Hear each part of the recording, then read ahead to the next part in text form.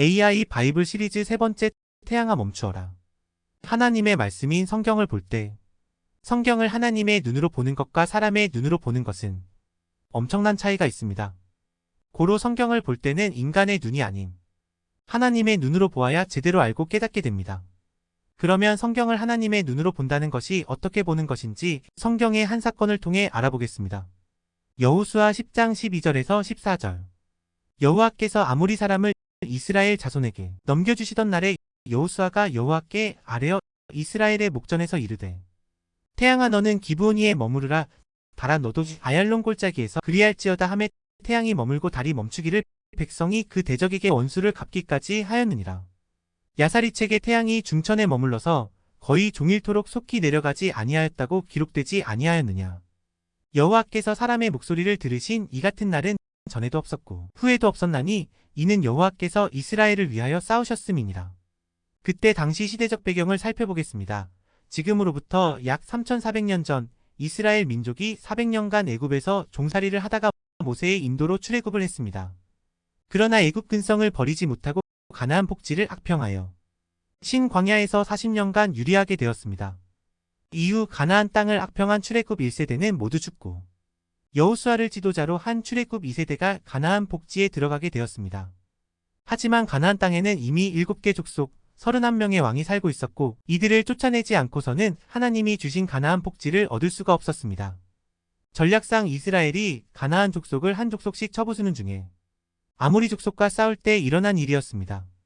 여호수아 군대가 하늘 운세를 가지고 아모리 족속과 싸우며 계속 밀어붙이고 있는데 한 가지 문제가 생겼으니 해가 지고 있었습니다. 해가 지면 전쟁이 길어지게 되고 전쟁이 길어지면 이스라엘은 불리해지게 됩니다. 아모리 족속이 다른 가나안 족속과 연합할 수가 있기 때문입니다. 그런 여호수아에게 가장 아쉬웠던 것은 바로 시간이었습니다. 그래서 본문에서처럼 여호수아가 하나님께 기도를 하고 담대하게 외쳤더니 정말 태양이 머물러 거의 종일토록 내려가지 않았다고 했습니다. 정말 태양이 멈춘 것일까요? 현대 신학에서는 어떻게 설명하는지 보겠습니다. 칼뱅 주석. 태양이 어떻게 기브온 위에 머물렀는가? 하는 사람이 있는가 하면 또 그것을 쓸데없이 설명하는 사람이 있다. 나는 태양이 멈춘 시간에 대하여는 관심이 없다. 다시 말하면 태양이 지다가 다시 솟아오른 것이다. 밤새도록 대낮이 되었다는 사실만으로도 충분하다. 당시 역사가 남아있다면 거기에는 틀림없이 이 위대한 기적이 송축되었을 것이다. 박윤선 목사. 태양이 멈춘 것은 대단한 기적이다. 여기서 하나님은 지도자의 기도를 잘 들어주신다는 것을 알 수 있다. 기적이란 자연법칙을 초월해서 일어나므로 우리는 본문을 문자 그대로 받아들일 수 있다. 매튜 헨리 주석.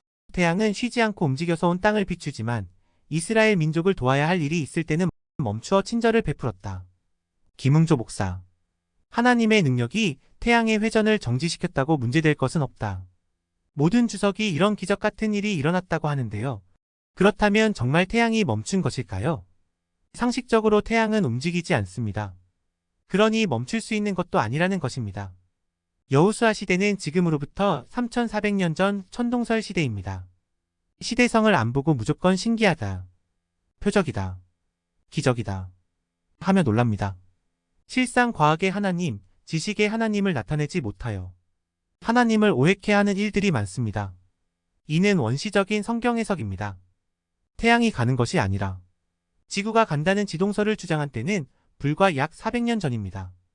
갈릴레이는 코페르니쿠스의 지동설을 옹호하던 중 망원경으로 달과 목성 등을 관찰하면서 지구가 간다는 것을 알게 되었고 이에 지동설을 강력히 주장했습니다. 그러나 구시대의 종교인들은 무지함으로 지동설을 받아들이지 않았습니다. 갈릴레이는 당시 교황청 종교재판에서 유죄 선고를 받았고 그로부터 350년이 지난 후에야 지동설이 인정되었습니다. 그럼 지구의 자전이 멈춘 것일까요?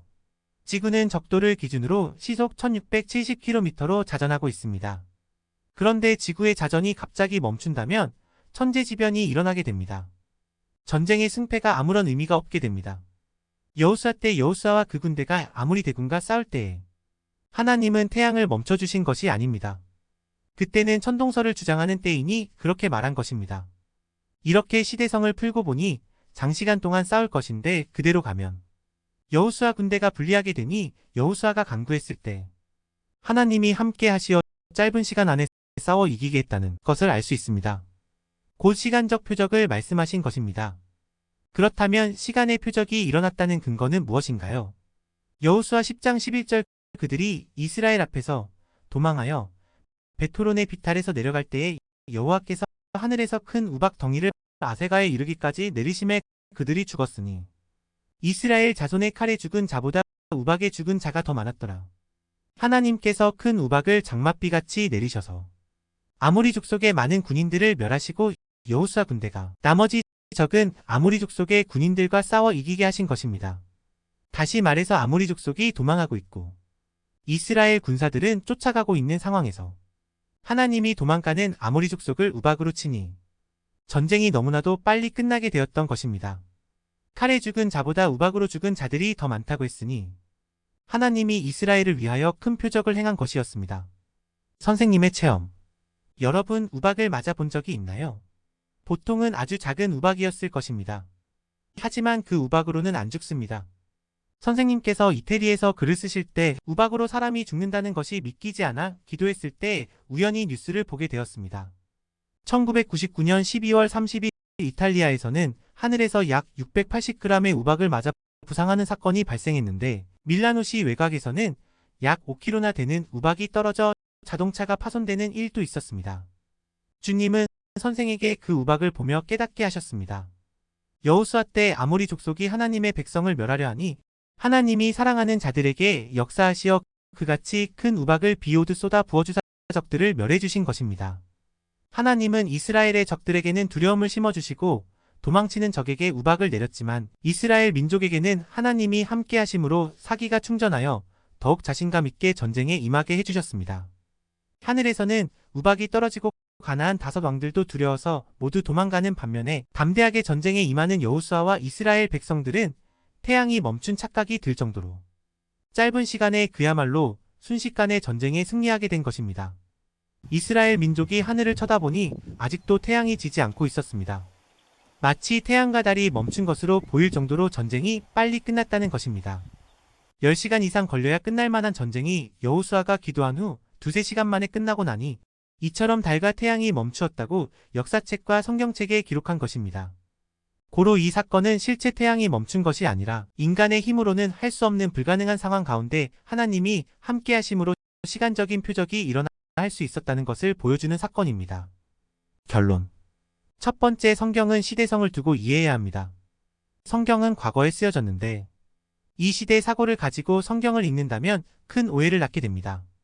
시대성을 두고 성경을 해석함으로 온전히 성경을 깨달아야 합니다. 이렇게 말씀을 하나하나 들으면서 무지를 떨쳐내야 실체 위에 온전한 믿음을 갖게 됩니다.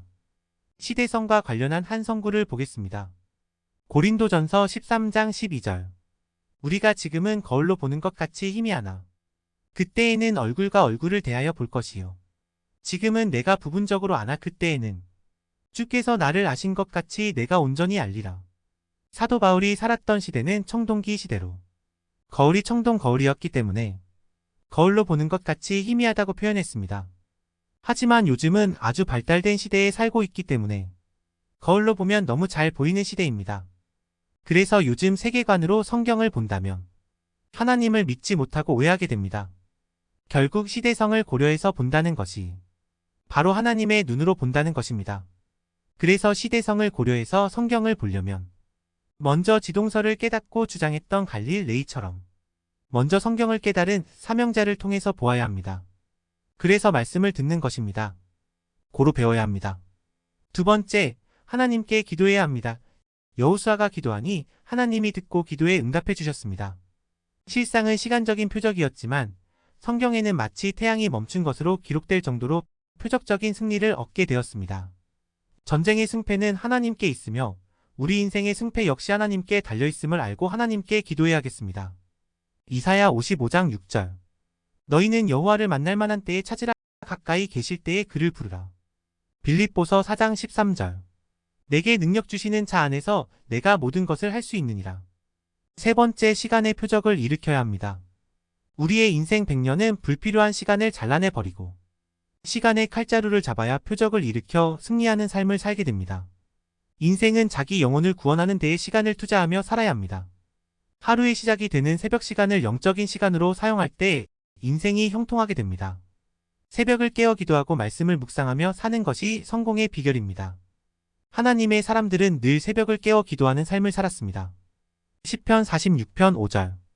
하나님이 그 성 중에 계심에 성이 흔들리지 아니할 것이라 새벽에 하나님이 도우시리로다. 시편 119편 148절. 주의 말씀을 조용히 읊조리려고 내가 새벽녘에 눈을 떴나이다. 시편 90편 10절. 우리의 연수가 70이요 강건하면 80이라도 그 연수의 자랑은 수고와 슬픔뿐이요 신속히 가니 우리가 날아가나이다.